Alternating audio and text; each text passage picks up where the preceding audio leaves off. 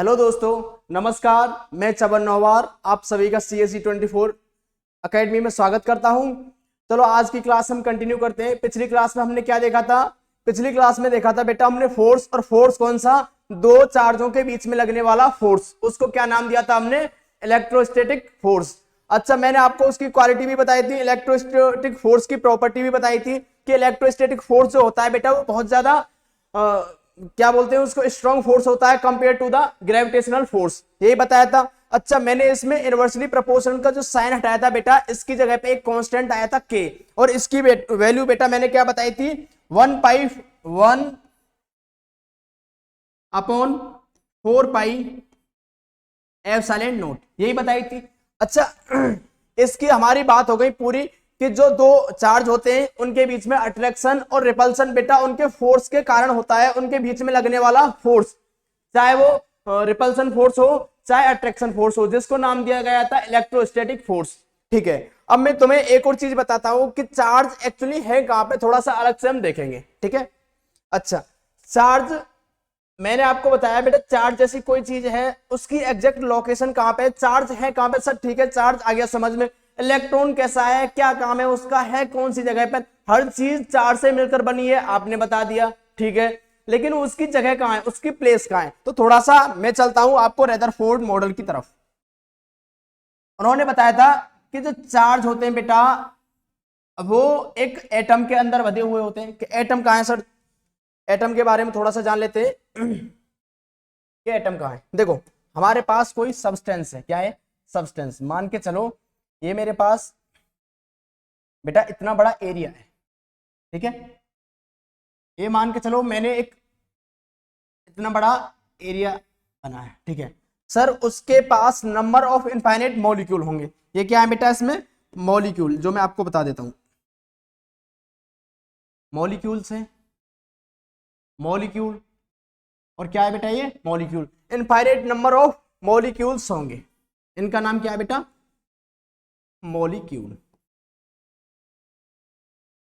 अच्छा, infinite number of molecule होंगे, हर एक मॉलिक्यूल में इनफाइनाइट नंबर ऑफ बेटा एटम होंगे, इनफाइनाइट नंबर ऑफ एटम। इस एक मॉलिक्यूल में पता नहीं कितने अनंत नंबर ऑफ एटम होंगे, इसीलिए हम बोलते हैं कि बेटा हर चीज जो है मॉलिक्यूल से बनी हुई है, मॉलिक्यूल एटम से मिलकर बने हुए हैं, और एटम का स्ट्रक्चर कैसा होता है उसके बारे में हम बात करेंगे। कई साइंटिस्ट आए, रदरफोर्ड आए, जे थॉमसन आए, और तुम्हारे नील्स बोर आए, सभी ने अपना एटॉमिक स्ट्रक्चर देने की बात की, और उन्होंने अपने एटॉमिक स्ट्रक्चर को सभी के सामने रखा। लेकिन अभी जो हम मानते हैं वो नील्स बोर एक साइंटिस्ट है, उनका एटॉमिक स्ट्रक्चर मानते हैं। उन्होंने बताया कि न्यूक्लियस की पोजीशन कहां पे, इलेक्ट्रॉन की पोजीशन कहां पे, न्यूक्लियस जैसी खोज किसने की थी? रदरफोर्ड ने। जो ये एटम है बेटा इसके अंदर, उसमें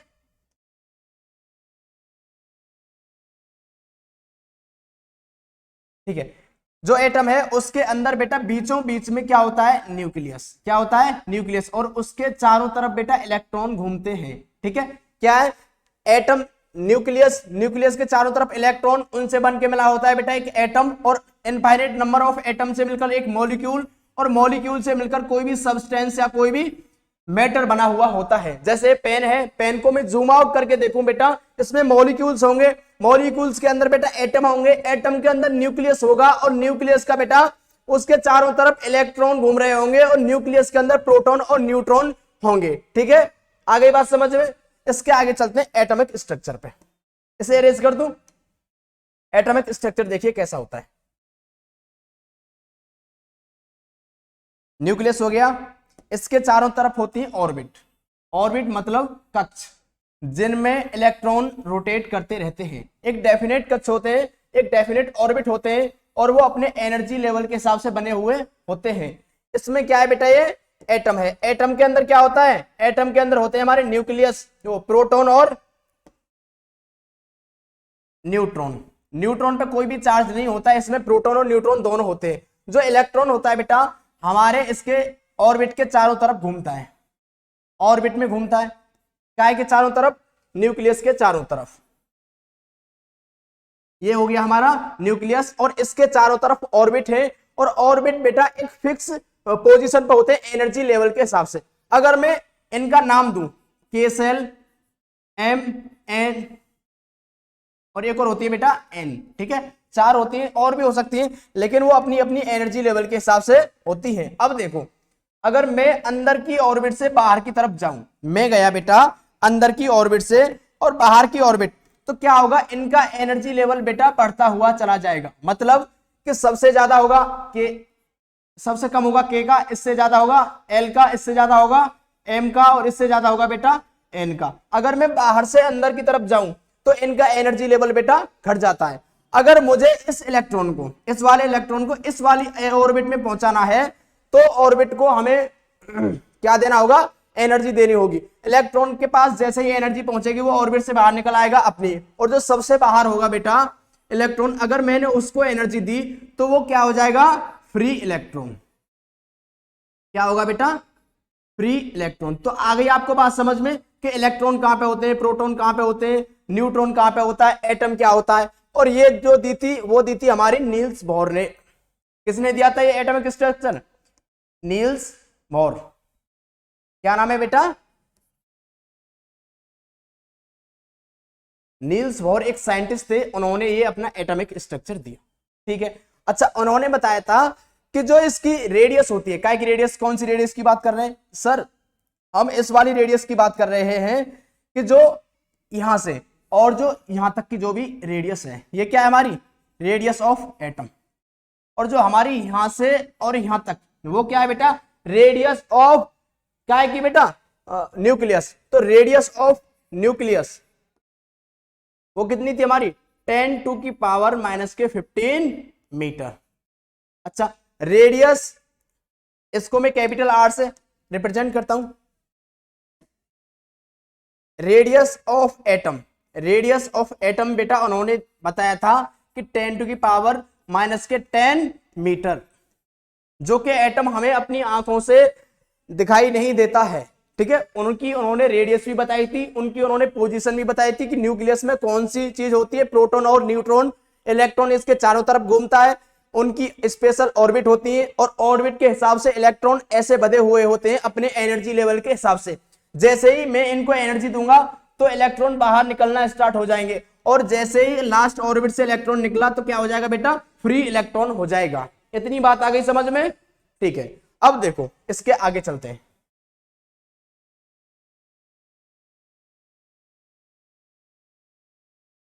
देखो अब देखो, अब मैं बताऊं आपको चार्ज के बारे में एक और प्रॉपर्टी। पहली, चार्ज होते हैं बेटा, ना तो वो बनाए जा सकते हैं और ना ही मिटाए जा सकते हैं। Charge can not be created nor be destroy. आ रही है बात समझ में। जो चार्ज होते हैं सबसे यूनिक, मतलब सबसे छोटी इकाई होते हैं किसी भी चीज को बनाने की, मूलभूत इकाई।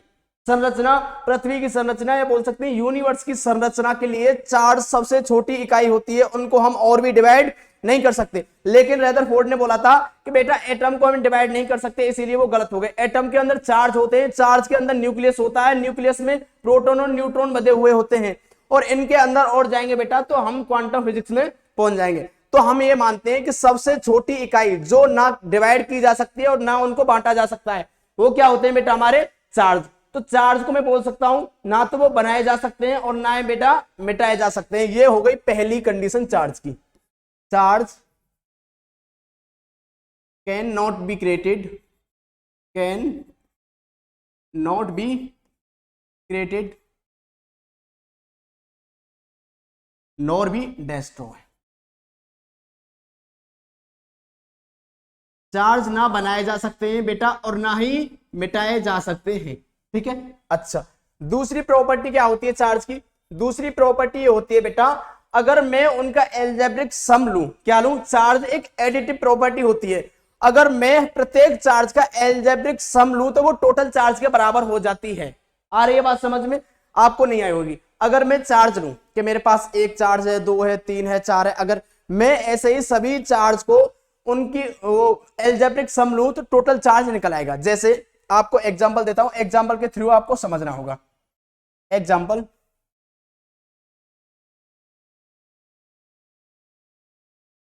अगर मैंने बोला बेटा आपसे कि आपकी क्लास है और आपकी क्लास में बेटा 40 स्टूडेंट हैं, 50 स्टूडेंट हैं, तो आपकी क्लास में स्टूडेंट कितने, नंबर ऑफ स्टूडेंट इज 50।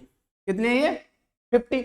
अगर मैं बोल दूं बेटा कि प्रत्येक के पास बेटा 40 किलो वजन है। कितना है बेटा? Mass of each electron. क्या बेटा? Mass of each, sorry electron नहीं, student. Mass of each student कितना होगा? 40 किलो। मैं लिख दूं m, समझ जाओगे ना?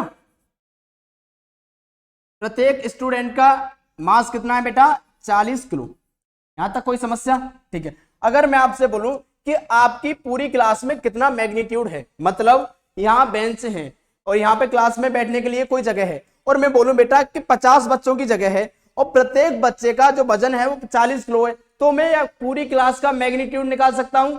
निकाल सकता हूं, इसमें कोई दिक्कत नहीं होगी। कि सर आपने बोला कि काय के लिए? मैग्नीट्यूड, टोटल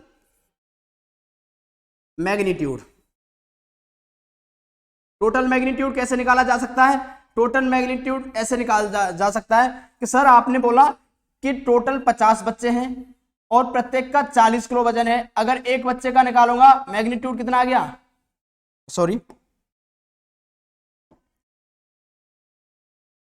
टोटल कितना वजन है? 40 किलो वजन है। एक बच्चे का 40 किलो वजन, तो 50 बच्चे का कितना आएगा बेटा? बताओ। 2000 किलोग्राम। ये आ गया हमारा पूरी क्लास का टोटल मैग्नीट्यूड। हम पूरी क्लास का या तो एक एक बच्चे से निकाल सकते हैं कि एक बच्चे को तोला, फिर दूसरे को, तीसरे को, ऐसे 50 को तोला। प्रत्येक का वजन बराबर है तो टोटल बच्चों का हम नहीं निकाल सकते क्या?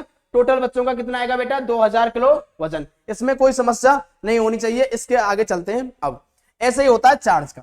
अगर मैं बोल दूं कि आपके पास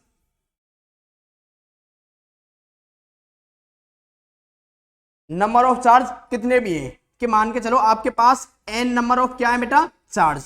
ये क्या है? Number of charge. Number of charge कितना है? n। Number of charge n हो गया, ठीक है। अच्छा, जो चार्ज है प्रत्येक इलेक्ट्रॉन पे, जो चार्ज है प्रत्येक इलेक्ट्रॉन पर, वो कितना है बेटा? आप सभी को पता है कि चार्ज जो होता है प्रत्येक इलेक्ट्रॉन का बराबर होता है, कितना होता है? 1.6 इंटू 10⁻⁻⁻19 कूलम। यहां तक कोई समस्या नहीं है। और माइनस इंडिकेट करते हैं कि हमें पता चल जाए कि ये इलेक्ट्रॉन का चार्ज है, वरना ये प्रोटॉन का चार्ज लगेगा हमें। क्यों? क्योंकि प्रोटॉन का चार्ज और इलेक्ट्रॉन का चार्ज सेम होता है। कि हमारे पास n नंबर ऑफ चार्ज हैं, प्रत्येक का चार्ज बेटा 1.6 इंटू 10⁻⁻19 कूलम है, तो क्या हम टोटल चार्ज नहीं निकाल सकते? टोटल चार्ज कैसे निकाल सकते हैं? टोटल चार्ज Q से डिनोट करते हैं। कितने नंबर ऑफ चार्ज है? n, और इलेक्ट्रॉन कितना है, वो चार्ज कितना है प्रत्येक इलेक्ट्रॉन पे? E। तो total charge is equal to Q is equal to n E। ये क्या है? Number of charge. लिख दिया है, दोबारा लिखने की कोई जरूरत है नहीं वैसे। और ये क्या है बेटा? Charge on each electron. क्या है बेटा? ये charge on each electron. Each electron.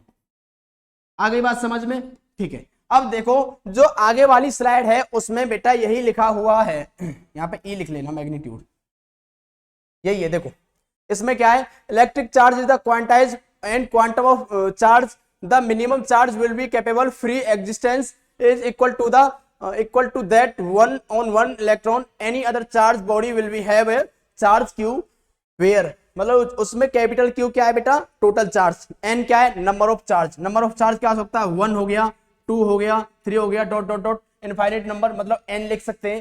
ये हो गया हमारा नंबर ऑफ चार्ज। ये हो गया चार्ज ऑन ईच इलेक्ट्रॉन। ये क्या हो गया? हमारा टोटल चार्ज।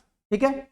और चार्ज प्रत्येक इलेक्ट्रॉन का कितना है? 1.6 इंटू 10⁻⁻⁻19 माइनस इसलिए लगाते हैं क्या कि ये इलेक्ट्रॉन का चार्ज है। कोई समस्या? अब चलो आगे। अब चलते हैं इसके बाद इलेक्ट्रिक करंट पे। क्या पे चलते हैं बेटा? Electric current. इलेक्ट्रिक करंट जैसे मान के चलो आपके पास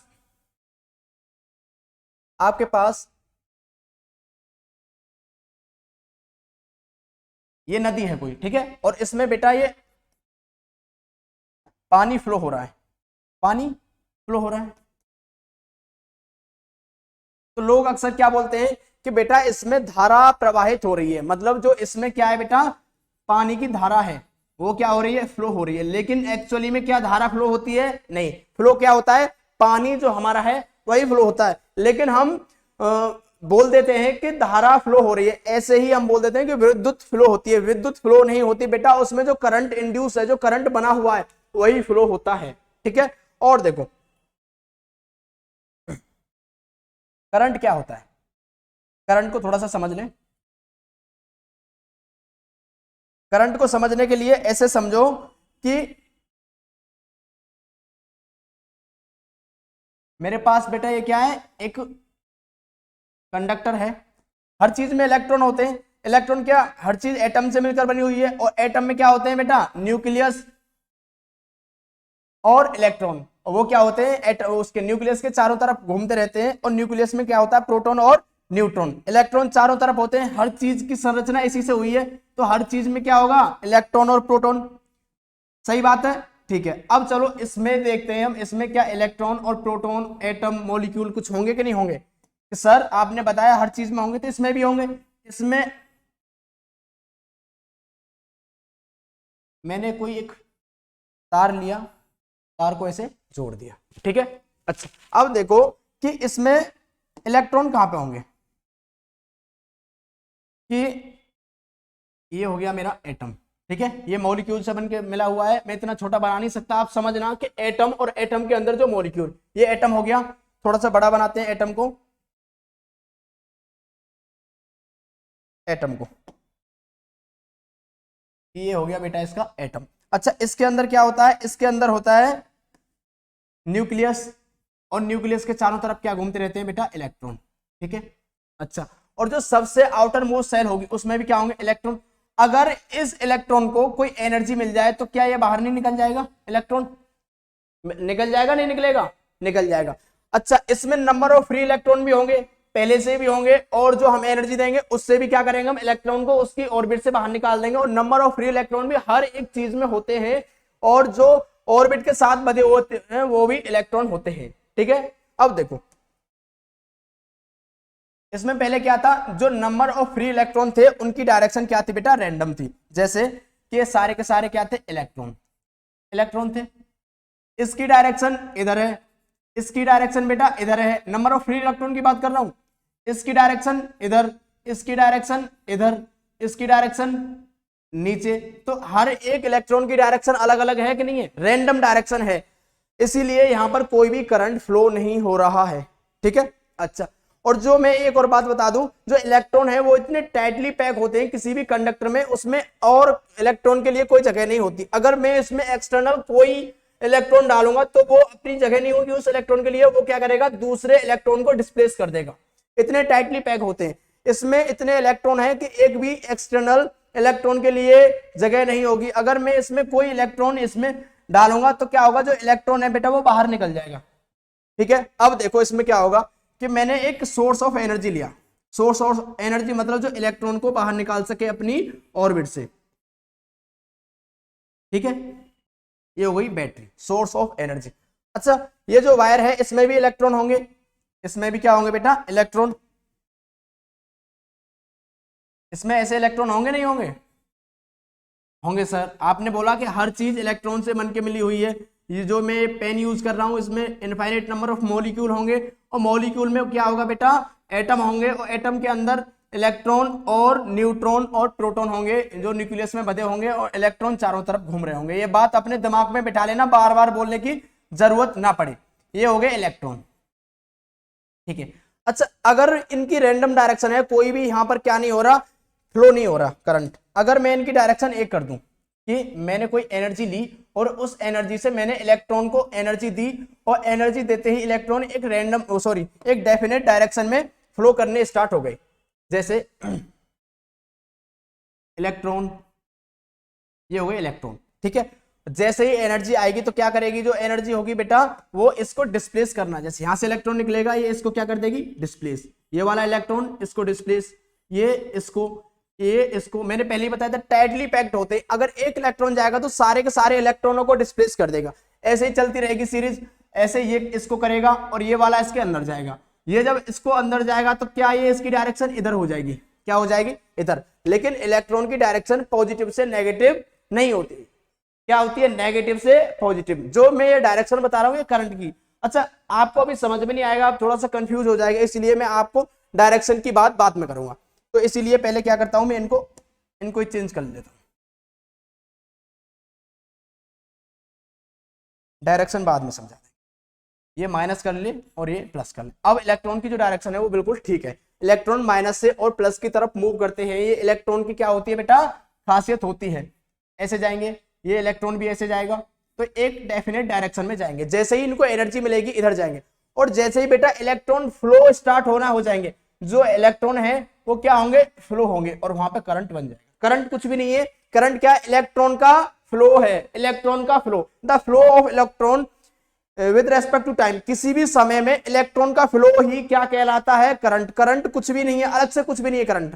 अगर मैंने इलेक्ट्रॉन का फ्लो किया और किसी भी समय में, मतलब फ्लो होने के लिए कोई तो टाइम लगेगा, मतलब चार्ज का फ्लो क्यों है, ठीक है, किसी भी समय में टाइम, ये काय के बराबर होता है बेटा, करंट। और करंट को हम कैसे करते हैं, आई से डिनोट करते हैं फिजिक्स में।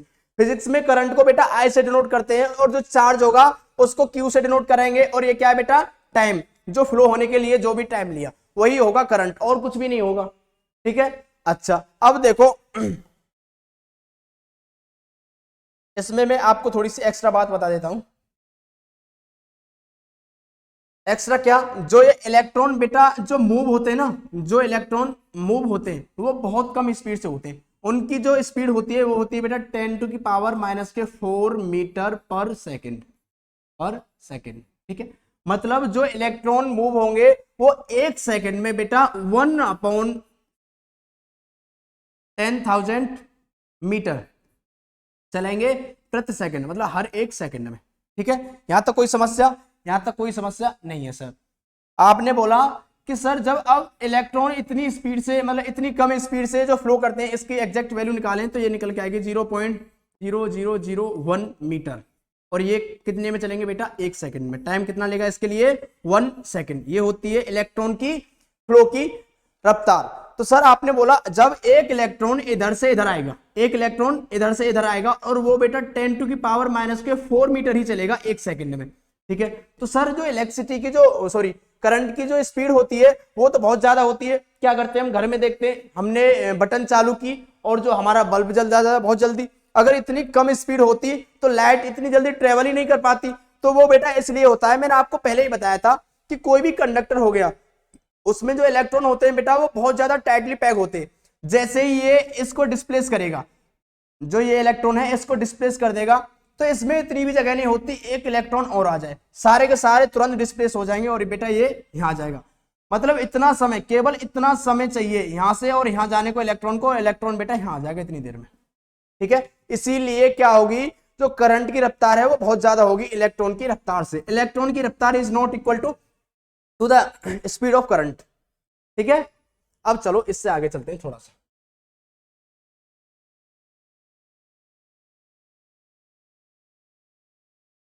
ये क्या है हमारा करंट, वही बताया मैंने। An electric current is defined as the order of motion of electric charge. जो करंट है वो ऐसे डिफाइन किया जा सकता है उनके मोशन के अकॉर्डिंग, जो उनका ऑर्डर होगा ना मोशन का, उसके अकॉर्डिंग, जो चार्ज का मोशन का ऑर्डर होगा उसके अकॉर्डिंग इसको डिफाइन किया जा सकता है, ठीक है। Electric current is defined as the rate of flow of electric charge.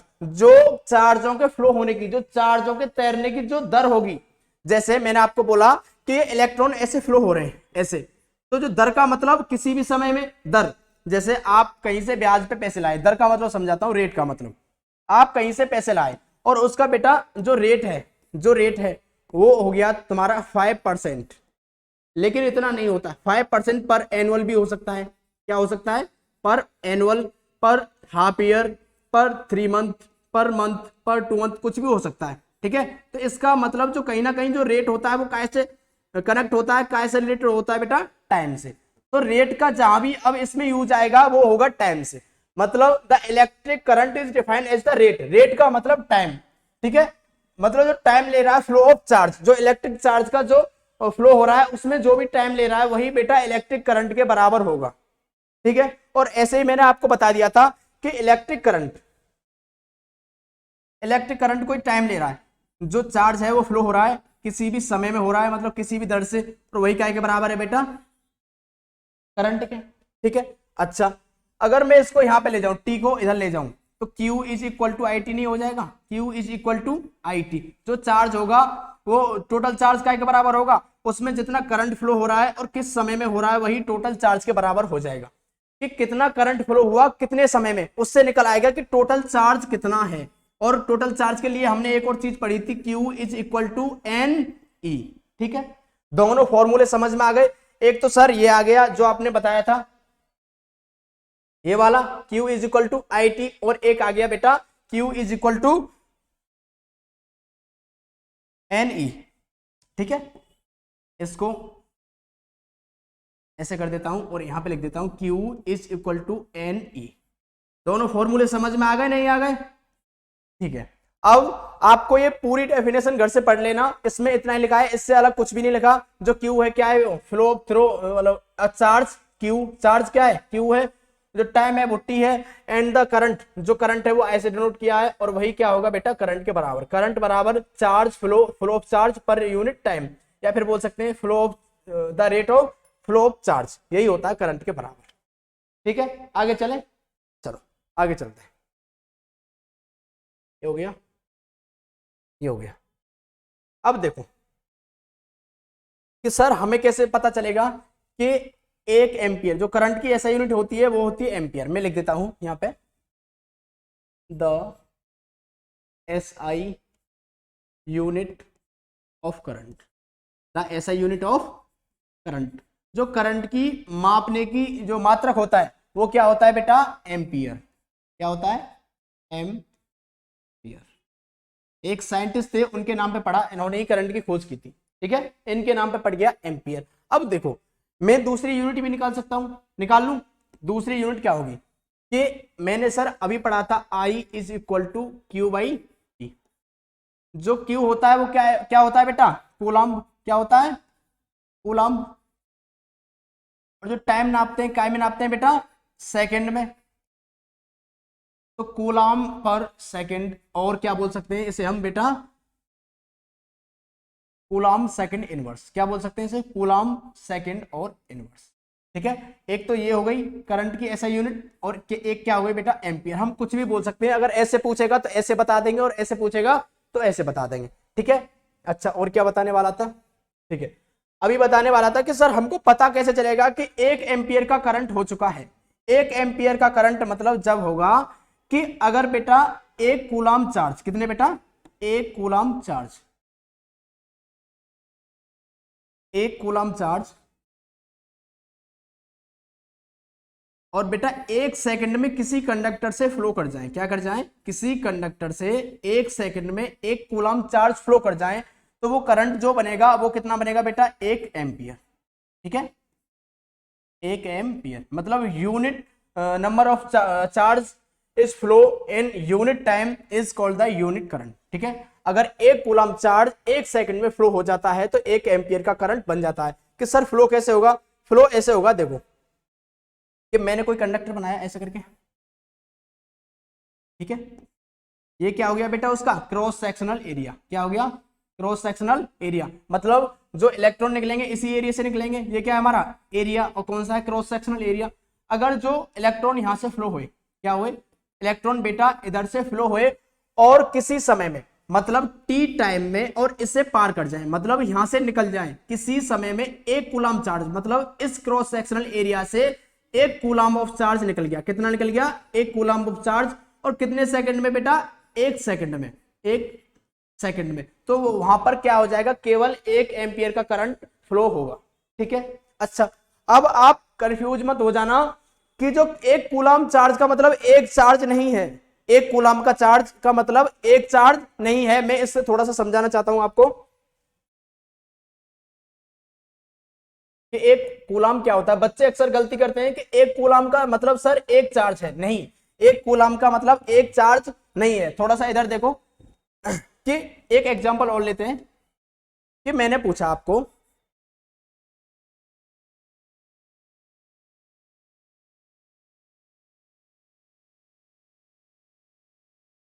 मैंने आपको ये पूछा कि बेटा कि आपके पास 12 केले हैं, क्या है बेटा, आपके पास 12 केले हैं, ठीक है। अगर आपको उनको एक टोकरी में रखना है, ठीक है, अगर आप बाजार से 12 केले लाए तो उसको क्या बोलेंगे बेटा, एक दर्जन। बोलते हो नहीं बोलते हो, एक दर्जन, 1 डजन। इसका मतलब ये तो नहीं है, अगर मैं आपसे बोलूं कि आप 1 डजन केले लाए बाजार से, तो इसका मतलब ये तो नहीं है कि आप एक केला लाए, नहीं सर, हम लाए 12 केले, लेकिन उसको क्या बोलते हैं हमने, 1 डजन। क्यों, क्योंकि हम 12 केलों को मिलाकर 1 डजन बोलते हैं। ऐसे ही जो एक कूलम होता है, एक कूलम होता है, उसका मतलब एक चार्ज नहीं होता, उसका मतलब होता है 6.25 इंटू 10⁻18 नंबर ऑफ चार्ज। कितने चार्ज होते हैं एक कूलम में, 6 पॉइंट। ये याद रखना, बहुत इंपॉर्टेंट है, बहुत बहुत अक्सर पूछा जाता है कि how many number of charge in 1 coulomb. कितने होते हैं, 6.25 into 10⁻18 number of charge in 1 coulomb. कि सर अभी समझ में नहीं आया, अब थोड़ा सा ऐसा समझ लो कि मेरे पास बेटा कोई ये टोकरी है, क्या है, मेरे पास कोई टोकरी है, ये, ठीक है, इसमें बेटा चार्ज रखे हुए ऐसे करके, आपको समझाने के लिए ऐसे, इसमें बेटा ये चार्ज रखे हुए हैं, क्या ये सारे के सारे चार्ज। अगर मैं इसमें 6.25, कितने बेटा, 6.25 इंटू 10⁻18 नंबर ऑफ चार्ज रख दूंगा, तो वो केवल और केवल एक कूलम बनेगा। जो ये इनका पूरा का पूरा, उसको क्या बोल दूंगा मैं बेटा, 1 कूलम। तो आज के बाद ये मत सोचना कि एक कूलम का मतलब एक ही चार्ज होता है। जब 6.25 into 10⁻18 number of charge flow हो जाएंगे एक सेकंड में, जो एक कूलम है, इसका मतलब क्या आ रहा है कि अगर एक सेकंड में बेटा 6.25 into 10⁻18 6.25 into 10⁻18 number of charge flow हो जाएंगे, तो जब जाके एक कूलम बनेगा।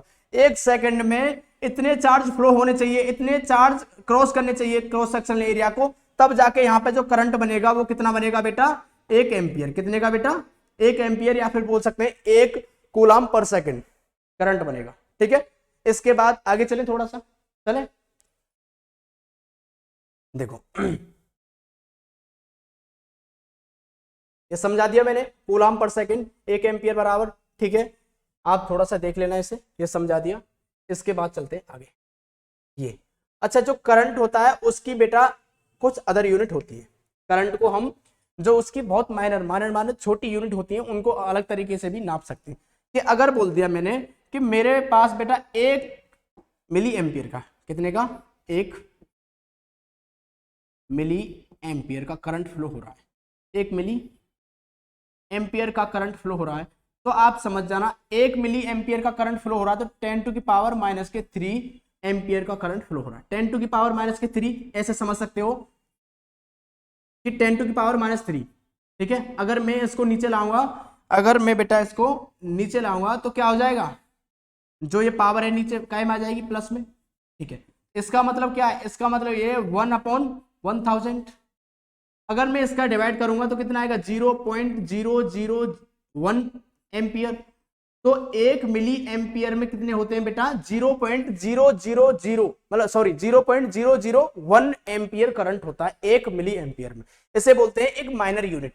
अच्छा, एक और होती है, एक और कौन सी होती है, उसे बोलते हैं माइक्रो एम्पियर। क्या बोलते हैं बेटा उसे, माइक्रो एम्पियर, ठीक है। जो मिली एम्पियर है, क्या है, जो मिली एम्पियर है बेटा, उसे हम कैसे, ऐसे, जो स्मॉल एम है उससे डिनोट करते हैं, और जो माइक्रो एम्पियर होता है बेटा उसे क्या करते हैं, इससे डिनोट करते हैं, ठीक है। एक माइक्रो एम्पियर में कितने होते हैं, 10⁻⁻6 एम्पियर करंट होता है। मतलब ये है कि अगर ये नीचे आएगा तो 1/10⁻6, ठीक है, और इसे डिवाइड करूं 1, थोड़ा सा 1 मिनट, ठीक है ना, ठीक है, अच्छे से लिख देता हूं। इसका मतलब यह है कि 1/10⁻6 एम्पियर का करंट है, और इसे थोड़ा सोल्व करने पर यह मिलेगा 1 इतना, ठीक है।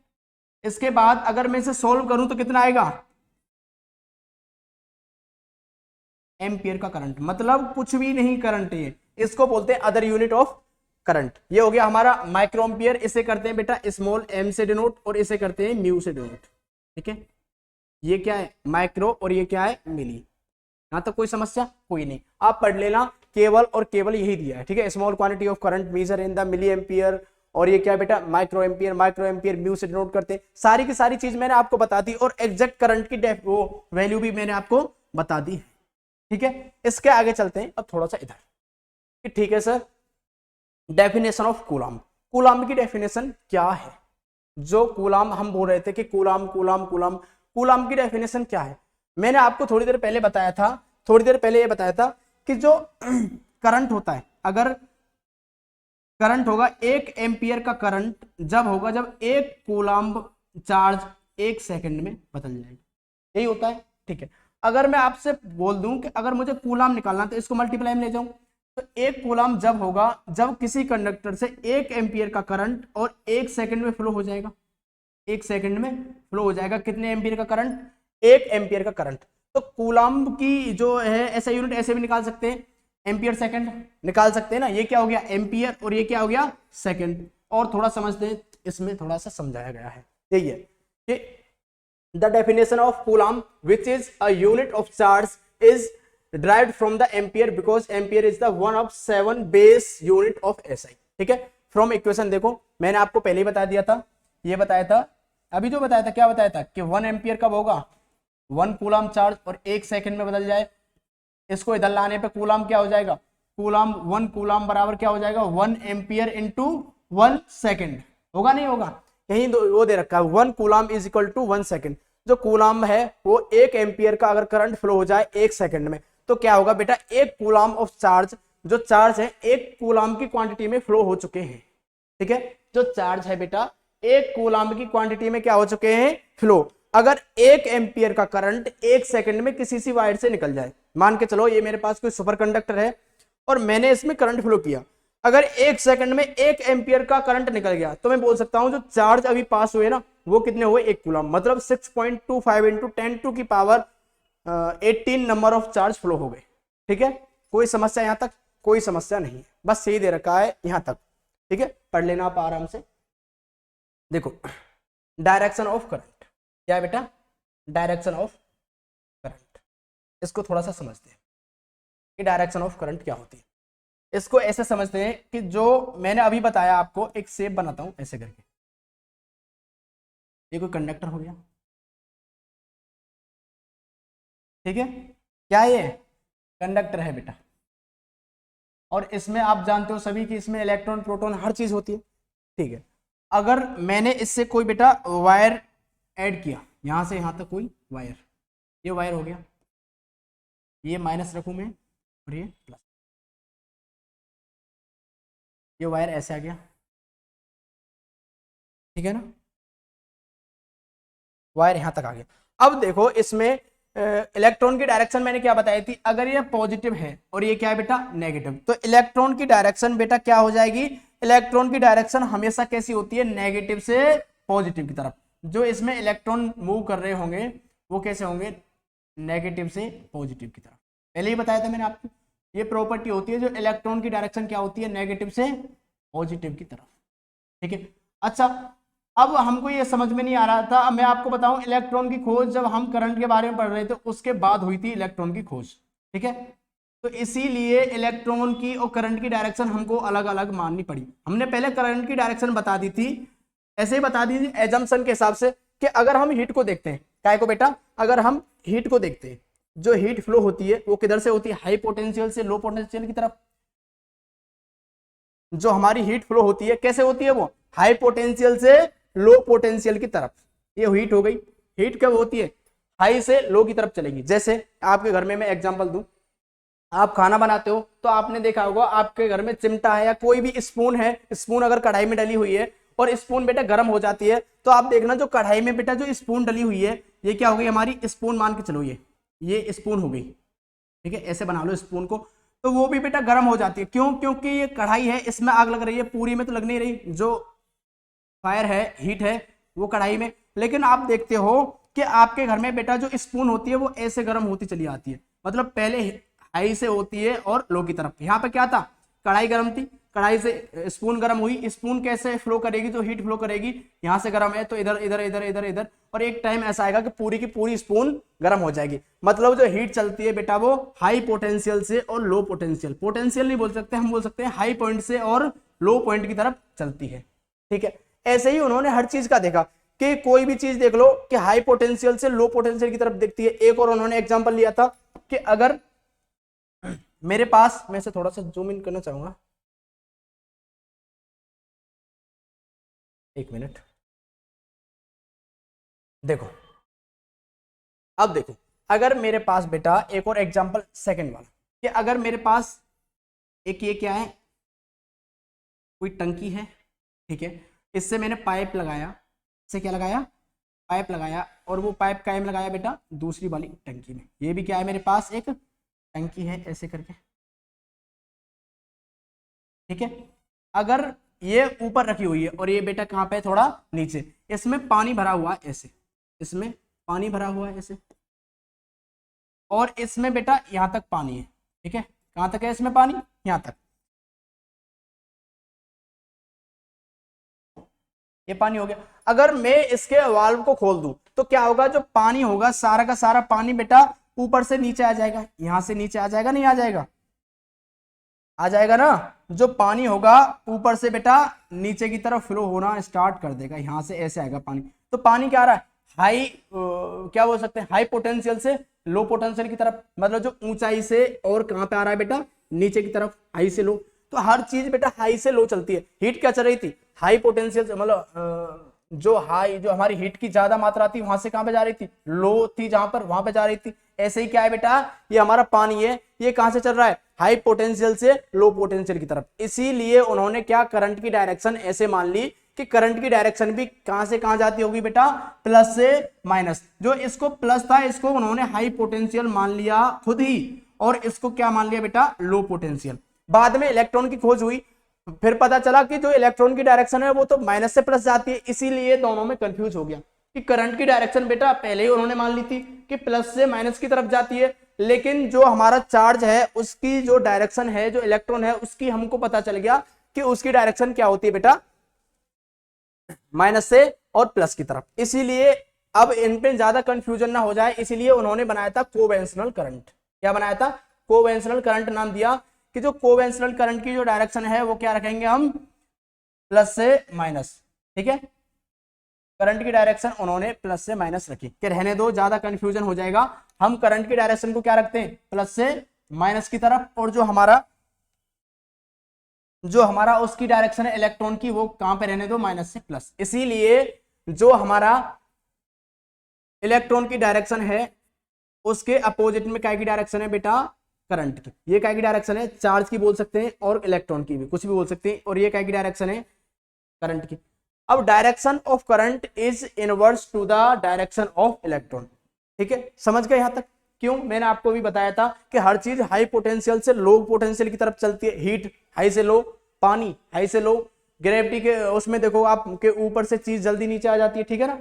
तो ऐसे क्या हुआ था, पानी ऊपर से नीचे आ रहा था, हो रहा था। तो ऐसे ही उन्होंने मान लिया कि करंट भी ऐसे ही चलता होगा, हाई पोटेंशियल से लो पोटेंशियल की तरफ, और इसको उन्होंने नाम दिया हाई पोटेंशियल और इसको दिया लो पोटेंशियल। इसके बाद इलेक्ट्रॉन की खोज हुई, जब पता चला कि एक्चुअल में जो इलेक्ट्रॉन की डायरेक्शन होती है वो तो माइनस से प्लस होती है, लेकिन हम अब तक करंट की डायरेक्शन क्या मान रहे थे, प्लस से माइनस। इसीलिए जो हमारा करंट है, क्या है बेटा, जो करंट है वो क्या है, स्केलर क्वांटिटी है। क्या है बेटा, करंट हमारा कौन सी क्वांटिटी है, scalar quantity. Current is the scalar quantity, scalar quantity, ठीक है। कोई समस्या यहां तक नहीं है सर। अब देखो, अब इसके बाद ये आ गया समझ में। इसके बाद थोड़ा सा आगे चलते हैं, direction of current. Direction of current, the conventional direction of the electric current is considered to be the one of which the positive charge move orderly, ठीक है। Since in metallic conductor the current is carried by the free electron, जो current होता है वो free electron के द्वारा बनाया जाता है। And the conventional current is the direction opposite to the electron flow. जो करंट की जो डायरेक्शन थी ना, कोवेंशनल करंट, जो कोवेंशनल करंट क्या था, जो हमने पहले मान लिया था, उसकी डायरेक्शन क्या थी, करंट के उसके इलेक्ट्रॉन के फ्लो के अपोजिट में थी, इसीलिए दोनों की अपोजिट हो गई। उन्होंने इसमें कोई भी ज्यादा बदलाव नहीं किया, क्योंकि यहाँ पे बेटा ज्यादा क्या हो जाती, कंफ्यूजन हो जाती। ठीक है, अब देखो, अब थोड़े से क्वेश्चन कर ले अपन, क्वेश्चन करें, थोड़े से क्वेश्चन कर लो। देखो ये वाला क्वेश्चन है, इसको करो, अच्छा क्वेश्चन है ये, दिख रहा है आपको। A conductor carries a current of 0.2 ampere, जो एक कंडक्टर है उसमें करंट कितना है बेटा, 0.2 ampere. Find the amount of charge, हमें क्या फाइंड करना है, जो चार्ज का अमाउंट है that will pass through cross sectional area, जो उससे कंडक्टर से पास हो गए जितने भी नंबर ऑफ इलेक्ट्रॉन मतलब नंबर ऑफ चार्ज फ्लो हुए हैं, उनकी हमें क्या करना है, अमाउंट फाइंड करना है। ठीक है, कितने सेकंड चला करंट, करंट चला बेटा 30 सेकंड, जो 30 सेकंड में कितने नंबर ऑफ चार्ज फ्लो हुए हैं वो निकालने। How many electron will flow in the time interval if the charge on electron 1.6 into 10⁻⁻⁹, ये भी बता दिया है। अब देखो इसमें क्या है, हमें क्या पूछा है, दिया क्या है, पहले ये देखते हैं, दिया हमें क्या है, गिवन, इधर करते हैं जैसे। ठीक है, जो गिवन क्या है, करंट है। सबसे पहले क्या है बेटा, गिवन करंट, करंट की वैल्यू कितनी है, 0.2 एम्पियर। ठीक है, अच्छा इसके बाद हमें क्या दिया हुआ है, टाइम, कितना बेटा, टाइम दिया हुआ है कितने का, 30 सेकंड का। टाइम कितने का दिया है बेटा हमें, 30 सेकंड का। अब देखो इसके बाद हमें क्या पूछा है कि चार्ज ऑन कितने नंबर ऑफ चार्ज फ्लो हुए। ठीक है, अब हमें क्या निकालना है, नंबर ऑफ चार्ज, क्यों निकालना है, क्यों निकालना है, क्यू बराबर क्या। ठीक है, और जो इलेक्ट्रॉन का चार्ज है वो दे रखा है 1.6 इंटू 10⁻⁻⁹ कूलम। अब हमें निकालना है number of charge, total number of charge कितने पास हो गए। अब हमने फॉर्मूला तो सर ये पढ़ा था कि I is equal to Q upon T, पढ़ा था नहीं पढ़ा था, पढ़ा था सर बिल्कुल, हमने फॉर्मूला पढ़ा था I is equal to Q upon T. अच्छा हमें क्या निकालना है, क्यू, तो I और टी को इधर ले जाएंगे और टी को इधर ले जाएंगे, I इंटू टी हो जाएगा। हमें क्या निकालना है बेटा, Q is equal to I into T. तो क्यू की वैल्यू क्या है, आई कितना है 0.2, टाइम कितना है 30 सेकेंड, तो इनका मल्टीप्लाई कितना आएगा बताओ बेटा, 0.2 इंटू 30 कितना आएगा 6, कितना आएगा बेटा 6 कूलम चार्ज। जो टोटल नंबर ऑफ चार्ज कितने आएंगे 6 कूलम, जो उससे पास हो गए जितने भी चार्ज वो कितने हो गए 6 कूलम। और इसे लिख सकते हैं हम 6 कूलम को कैसे लिख सकते हैं, इसको लिख सकते हैं बेटा कि 6 इंटू 6.25 इंटू 10⁻18, इसका मल्टीप्लाई कर लेना, इसका मल्टीप्लाई करके आपको जो एग्जैक्ट नंबर ऑफ चार्ज है वो पता चल जाएंगे। ये क्या है बेटा, नंबर ऑफ चार्ज कितने फ्लो हो गए। ठीक है, कोई समस्या यहां तक, कोई समस्या नहीं है। तो आज के लिए इतना ही। अगर आपको सेशन अच्छा लगा हो तो लाइक कीजिएगा, और इसके बाद अपन करेंगे बेटा कल चर्चा। तो आज आप ध्यान रखेंगे हमने क्या पढ़ा दिया, आज एक बार रिवाइज करते हैं, एक बार थोड़ा सा रिवाइज करते हैं, आज बहुत पढ़ा दिया।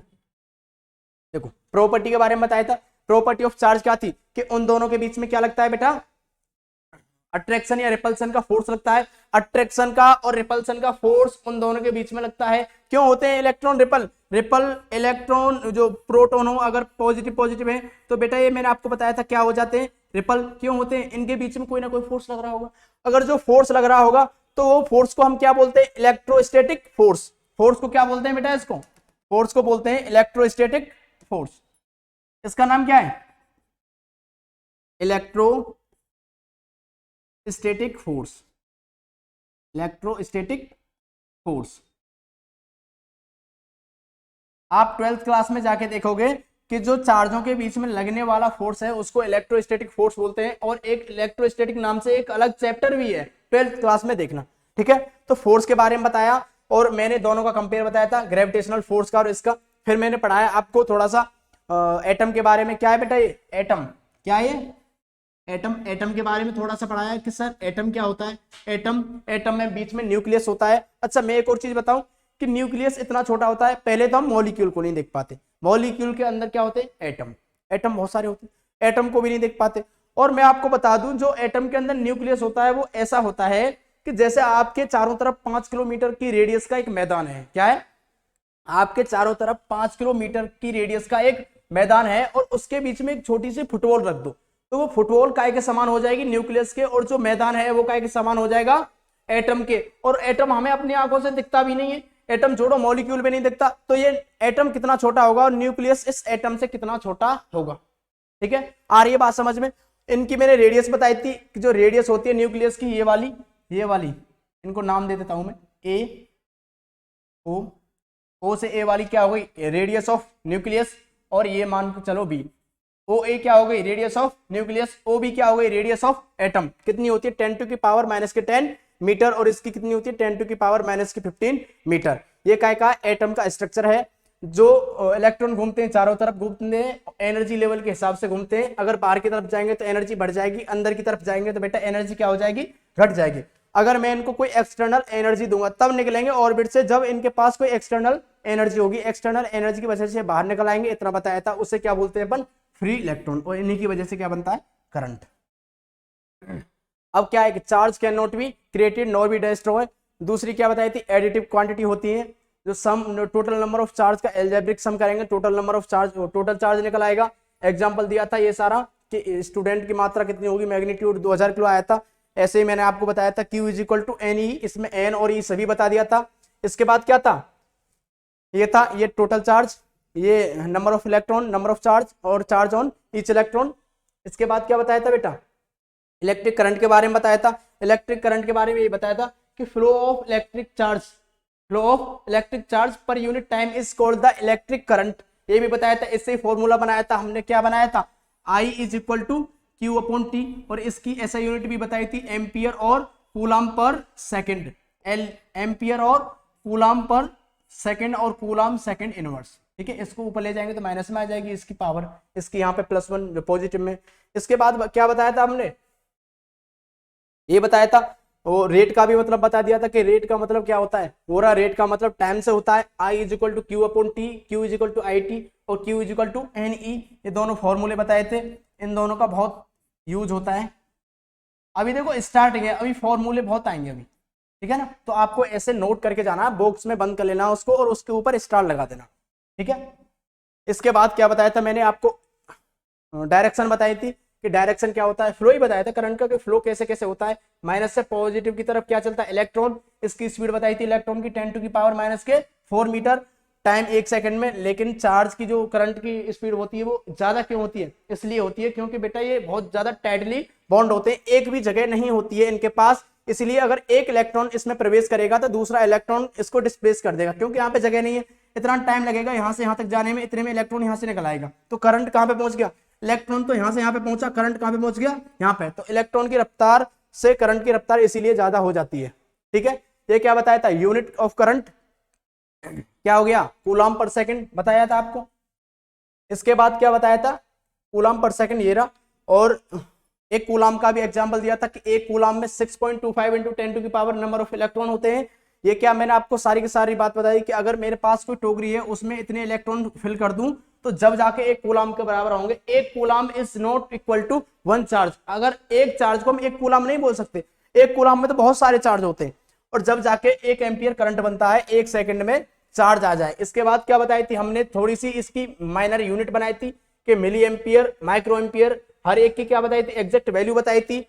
तो इसके बाद ये सारे के सारे मैंने आपको बता दिए थे, आप थोड़ा सा देख लेना। स्केलर क्वांटिटी, डायरेक्शन ऑफ क्या है कि इलेक्ट्रॉन की डायरेक्शन है, डायरेक्शन ऑफ इलेक्ट्रॉन, और ये क्या है बेटा, डायरेक्शन ऑफ करंट, करंट की डायरेक्शन है। ठीक है, इसके आगे बस ये सारा का सारा आपको बताया था, ये एक एग्जांपल करवा दिया था। इसके आगे कल बात करेंगे, इसके लिए थैंक यू।